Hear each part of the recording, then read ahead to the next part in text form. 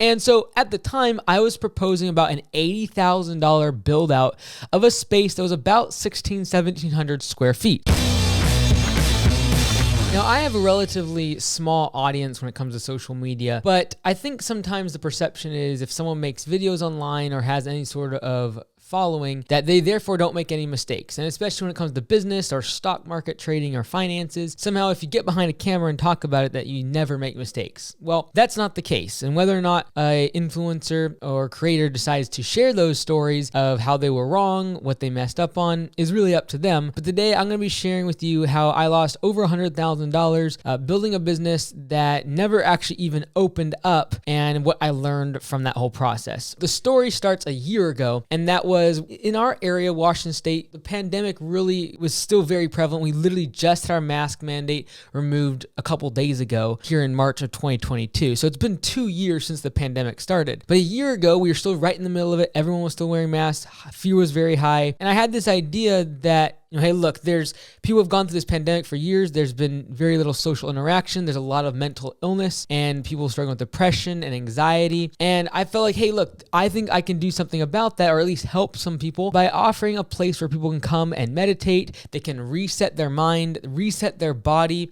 using things like cryotherapy, red light therapy, ice baths, yoga. We would have saunas and salt baths and all these sort of things. And it would be a very relaxed atmosphere, a place where people could come 24/7 and they would be able to take part in all these different types of therapies and just be able to relax. And the name of the business was Reset Mind and Body. It was basically like, look, you go to the gym to work out your body, but for many of us, we live in a concrete jungle. We live in apartment places. We don't have an area where we can actually have silence, have darkness, have an ice bath like that's cold enough, or have a sauna. And so that was really the gist behind it. It's like, look, you can go here 24/7. So if you need to go here in the middle of the night just to cry, we would literally have small rooms that were soundproof that you could go and just let off the stress. And so that was the idea behind it. And the intention was to help other people and potentially make a good business out of this. And so at the time, I was proposing about an $80,000 build out of a space that was about 1,700 square feet. It was in a prime real estate location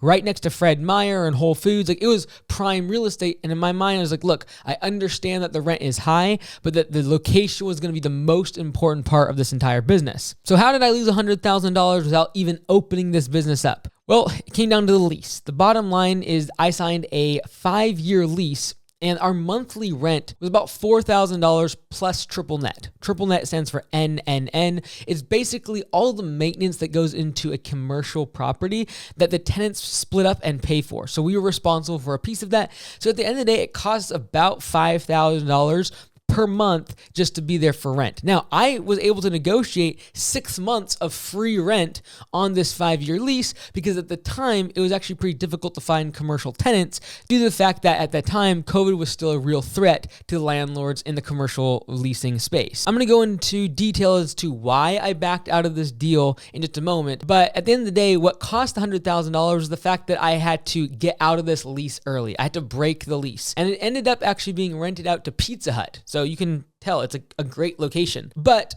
in doing so, in breaking that lease, I had to pay $50,000 just to break the lease. Plus, I had to pay about 6 months worth of rent.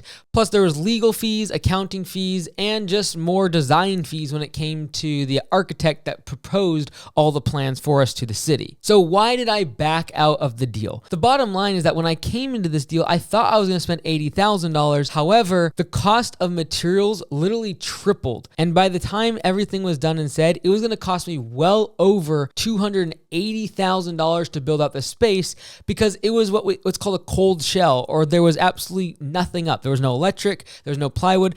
A lot of times what happens in these commercial real estate transactions is the first tenant, the person who gets the property first, will a lot of times get a chunk of money or a stipend from the landlord in order to build out the space. Kind of put the initial sheetrock up, put up some walls, bring in the electricity and the water. In reality, even though it's going to cost me about $80,000 to $90,000 to build out the space, I was going to get about $40,000 to $50,000 of that back to me from the landlord and get that refunded. So in my mind, I was like, this is fantastic. I'm going to spend $30,000 to $40,000 on building out the space, buying the equipment, and I'll be up and running in business. And I anticipated by the time I would have my 6 months of free rent, I would have built out the space and been profitable in terms of having enough members to cover the cost of the facility. But then last year in 2021, the cost of materials went so far up and the cost to build out was going to be so absorbent that we went from $80,000 budget to literally over $250,000 just to build out the space. Also, I underestimated just how much time it was going to take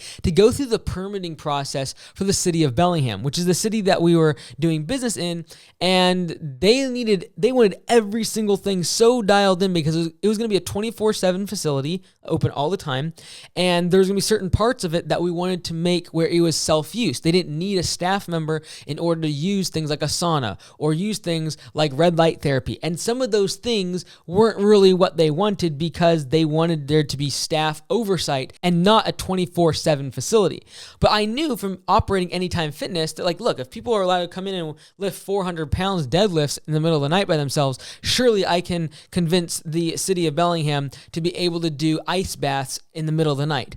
But that was a big deal, and it was going to be a lot more difficult than I anticipated. So ultimately, I backed out because the massive inflation that was happening in terms of the build-out cost, as well as the fact that it was going to take months, not just a few weeks, but months and months to actually get through the permitting process. And by the time I ran my numbers, we would have burned through our 6 months of free rent literally before we'd even be able to start building because of the permitting process. Now, I think that's kind of stupid and dumb, especially for something that was going to help, in my opinion, the community so much. Now, obviously, there should be oversight. There should be safety protocols, but I just thought it was way overblown. The amount of time, money, and permitting that was going to go into this was just over-engineered in my mind. Now, at the end of the day, this all comes back to me making a mistake. And there's the fact that I should have never lost $100,000 because I should have never even got involved with this business. I got involved in this business because, hey, I wanted to help other people. I thought it was be a good business opportunity. But at the end of the day, I did several key things wrong. Number one, I did not read my lease thoroughly enough to be able to know that if I was not going to use it for just that type of facility, I wouldn't be able to use it for anything else. Because when we realized that we were not going to be able to create Reset Mind and Body, I was like, no worries, I'll take this lease and I'll turn it into an office space because we need office space. But I couldn't. I was not allowed to because of the way that the lease was written. It had to be used for the exact use that I had anticipated. Now, I could not have anticipated the fact that it'd take months for permitting and that the cost of building would quadruple. However, the lease didn't care. And so when we decided that we were not going to do Reset Mind and Body, it wasn't like I could just reuse the lease for something else. I had to break the lease or pay on that lease for the next 5 years around $5,000 every month. So I should have read the lease. I should have understood the lease a lot more before signing it. And furthermore, I should have tried to get the permit somehow, like the business permit and the licensing and the plans, permitted by the city before even signing the lease. The problem is that this space probably would have gotten bid out and someone else would have leased it prior to me getting these permitting things in place. So I literally would have done all this work for engineering and architecture, getting a permit, and then if the space would have been leased out to someone else, I very well might have lost it. And so, yes, I should have done more planning prior. And there was absolutely no excuse to get into a business without ever fully knowing exactly what the permits are going to cost, exactly what they're going to entail, and the timeline for those. I should have talked to the city of Bellingham. And yes, I could blame the fact that they were super slow because of COVID protocols and everything like that. And that's all annoying. But at the end of the day, it's my fault. I'm the one who lost $100,000. Now, what is the thing that I learned through this process that I will never do again, and I hope you learn from? It's what I talk about a lot. And I've talked about it a lot in the past year because I literally fell into this. And that is the shiny object syndrome. And when I talk about things on this channel, and I have very strong beliefs in the systems that we create in our businesses, a lot of times it's because it's stuff I went through and I had to learn the hard way. I had to figure things out and make mistakes and lose a bunch of money. So when someone's like, well, why would you join Augusta Lawn Care or join any franchise? You're giving away control. The reason you do that is to avoid all the mistakes that franchisor has figured out. And that's what I was doing here at Reset Mind and Body. I was trying to do it independently, and I had no idea what I was doing and going after the next shiny thing. And the next shiny thing is a relevant issue for all of us as business owners. We're entrepreneurial. We see ideas. We see opportunity to make money. And those ideas might be plausible. They might be really good ideas. I really believe Reset Mind and Body would have done really well financially. I believe that. I believe we could have made a chain. It could have helped a lot of people. We could have made good money.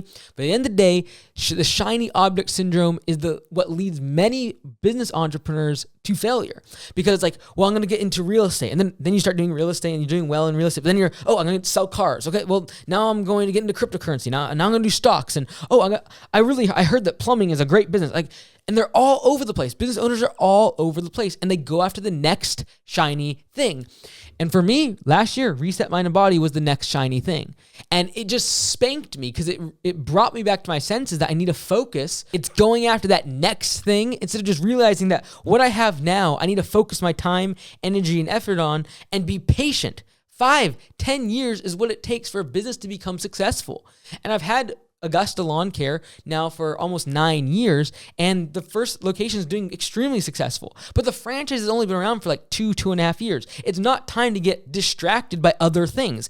And I could very well say, well, I was going to have a manager, and I did, a great manager that from day one would have done a great job. I would not have to spend hardly any time there.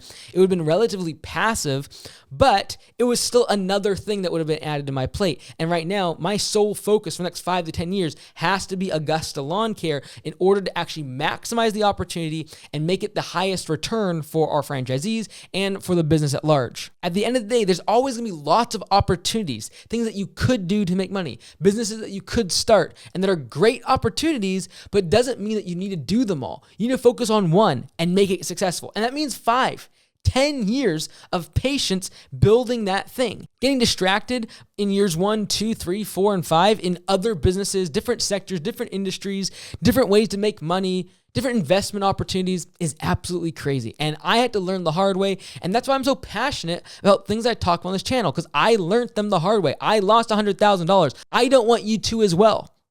So please learn from my mistakes, stay focused, and plan better for your businesses. So I hope that the mistakes that I've made, like Reset Mind and Body, you don't have to repeat. You don't have to duplicate not looking at a lease and understanding that you can only use it for one thing. These are the things that we as business owners have to slow down, stay focused, and put blinders on. As we're racing, like they do a racehorse, they put blinders on so it can only see the finish line. You can't see the rowdy crowd and people over here and all the other horses and everyone, their competitors. Like, stay focused on the finish line, what you're doing now. Do the boring work of building a solid business. My name is Mike Andes. I'm the founder of Augusta Lawn Care. We have over 85 locations around North America.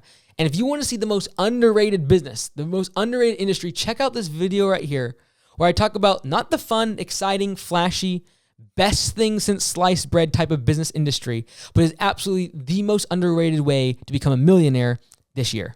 Here it is.